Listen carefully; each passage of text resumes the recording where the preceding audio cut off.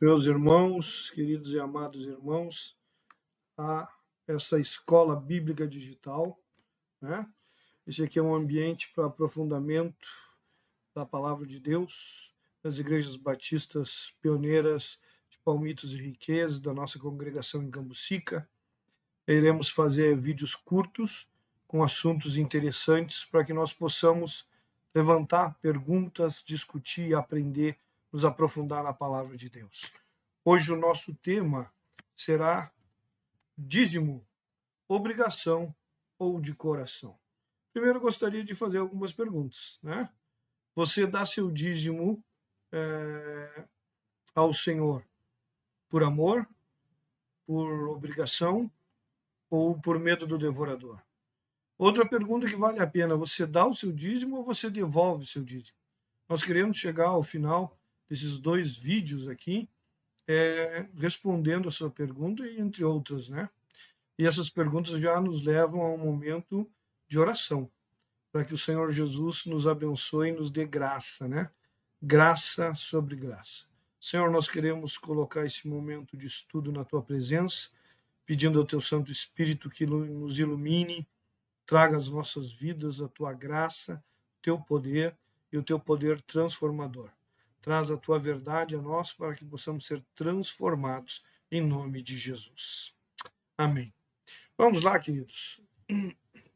Aqui alguns autores que nós consultamos a favor do dízimo como obrigação: o Hernandes Dias Lopes, Luciano Subirá e Rodrigo Silva.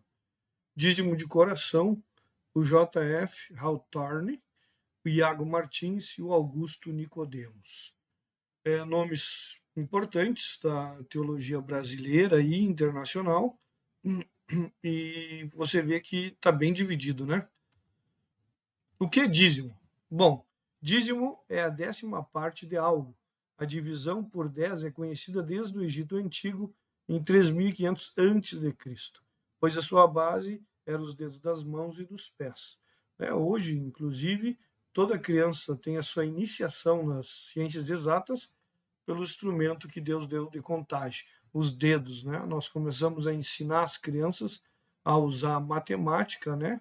E a base de todas as ciências exatas é através da contagem, através dos dedos. Certo? Bom, era utilizado por outros povos, porque muitas vezes, na nossa imaginação, nós falamos de dízimos e pensamos só no povo de Deus, né? Vou chegar um pouquinho para frente aqui. Só no povo de Deus, o povo judeu, o povo israelita. E não é verdade. Nós vemos aí, que Nabucodonosor II, né, na Babilônia, ele e seus súditos davam dízimo aos seus deuses. Ciro, o rei da Pérsia, aquele mesmo que libertou o povo depois de 70 anos no cativeiro, ele cobrava dízimo dos seus soldados para dar no templo de Zeus. Na Grécia e Roma, né, um dízimo sobre as terras que poderiam ser dedicados aos deuses. Na maioria das vezes era como impostos, certo? Agamenon também fez um voto ali, na conquista de Micena, e deu dízimo aos seus deuses, né? Haviam suzeranos, e quando nós botamos suzeranos, eram os dominadores, né, os imperadores daquela época, que cobravam dízimo dos seus vassalos. Vassalos eram aqueles que deviam, né, deviam aos soberanos, ok? Então era comum. O dízimo é anterior à lei. Nós já vemos ali Abrão, né, em Gênesis 14, do 17 ao 18, entregando o seu dízimo a Melquisedeque, rei de Salém, e sacerdote do Deus Altíssimo, né? Lembrando que o dízimo só vai ser normatizado, né, lá em Deuteronômio, daí passa a ser lei, passa a ser uma lei. Então, antes mesmo, nós já temos Abrão dando dízimo, mostrando que era uma cultura já estipulada, né, por aquela região, certo? Vemos também aqui Jacó, o neto de Abrão. Aqui Jacó já tem uma diferença. Jacó já faz um voto com Deus, já é meio negociador, né, irmãos? Se Deus me abençoar, se Deus me levar, me trazer, me dê comida, me dê roupa, e eu for em segurança à casa de meu pai, aí eu vou dar dízimo de tudo ao Senhor, né? Houve uma certa negociação, Jacó não era fácil, né? Então, ele já tinha essa cultura do dízimo. A normatização do dízimo, né?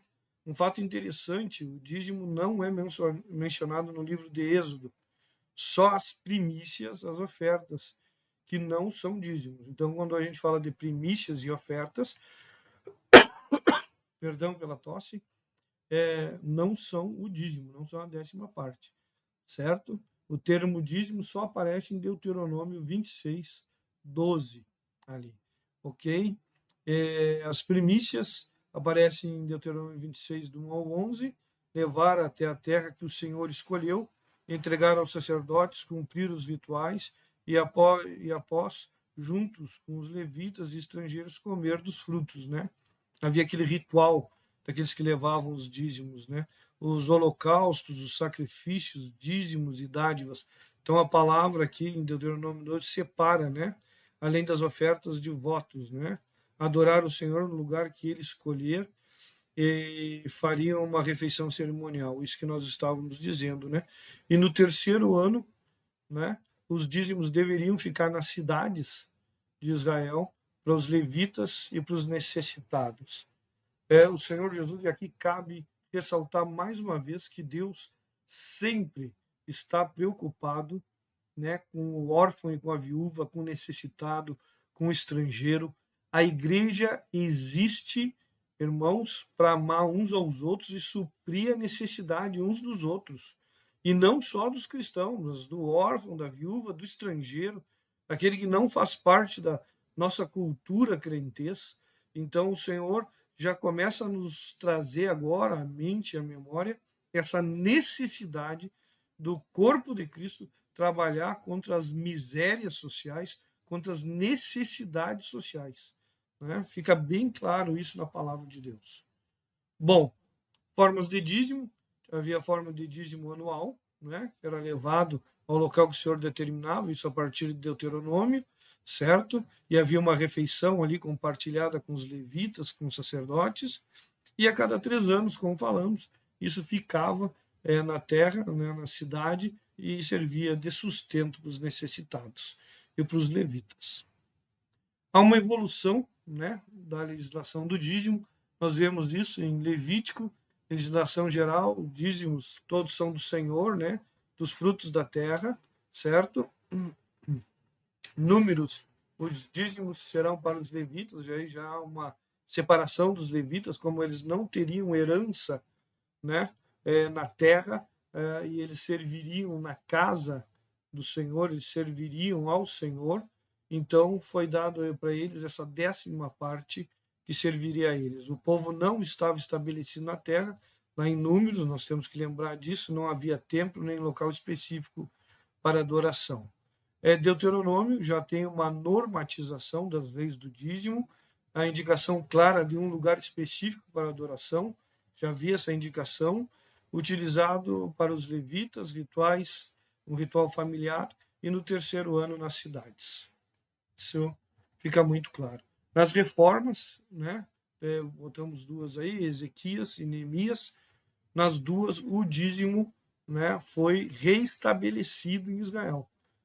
Né? Então a gente vê a importância do dízimo para Israel. E uma curiosidade, em 1 Samuel 8,15, quando é estipulado ali o rei, o povo pede um rei, a palavra dízimo, a 10ª parte ali, está falando de imposto. Né? Não está falando de dízimo para o Senhor, mas um imposto. Ok? Bom, resumo até aqui, queridos, do Velho Testamento. Olha só o que o Hawthorne nos traz lá no Dicionário Internacional de Teologia do Novo Testamento, página 599. Deus, o Senhor, é o proprietário da terra e o causador de todas as suas bênçãos. A palavra de Deus nos confirma isso em Salmo 24:1. O dízimo é do Senhor. Ao outorgar-lhe o israelita o devido reconhecimento de que Javé era o dono da terra e de seus frutos. Então, o que significa? Deus é o proprietário de tudo. No Velho Testamento, Deus é o proprietário de tudo. As bênçãos da terra são dadas porque Deus as dá, é o causador das bênçãos, e o israelita, o homem de Deus do Velho Testamento, dava o dízimo porque reconhecia que Deus era o proprietário e o causador das bênçãos.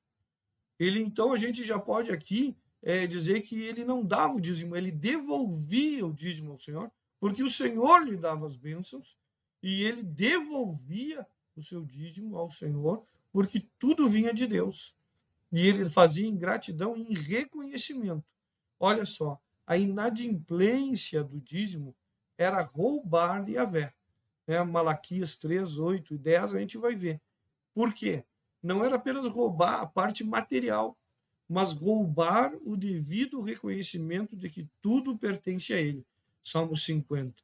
Então, eu quero deixar claro no Velho Testamento que o povo judeu foi educado, criado, para que compreendesse que tudo que ele tinha, tudo que o Senhor tinha dado para ele, tudo que para o mundo nós chamamos que nos pertence, todas as bênçãos, são do Senhor.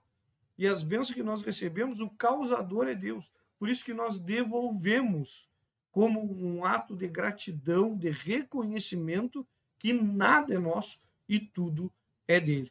Então eu quero que você saia desse primeiro vídeo aqui, curtinho, sabendo o seguinte, que Deus é que te dá as bênçãos e todas as bênçãos foram causadas por ele. E por isso que você devolve o dízimo. Ok? Que Deus te abençoe, que Deus te guarde e que Deus te ilumine. No próximo vídeo nós falaremos do Novo Testamento, o dízimo no Novo Testamento.